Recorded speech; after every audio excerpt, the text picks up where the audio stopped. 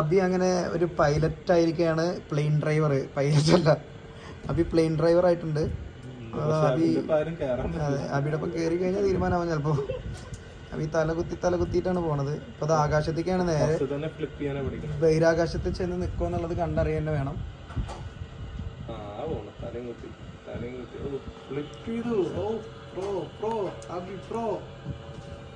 റാഷി വിടുന്നിട്ട് എന്തൊക്കെയാ തള്ളുണ്ട്. എയർപോർട്ട് കാണാനില്ലാത്തോണ്ട് അബി ആകെ വണ്ടർ അടിച്ചേക്കാണ്. എവിടെയാണ് ഇപ്പൊ ലാൻഡ് ചെയ്യേണ്ടെന്നുള്ളൊരു പിടുത്തമില്ല. അബി എന്നെ കാണുന്നുണ്ടോ? ഞാൻ മുന്നിൽ പറയാം. അബി എന്നെ കാണുന്നുണ്ടോ? ഇവിടെ ഇറക്ക്.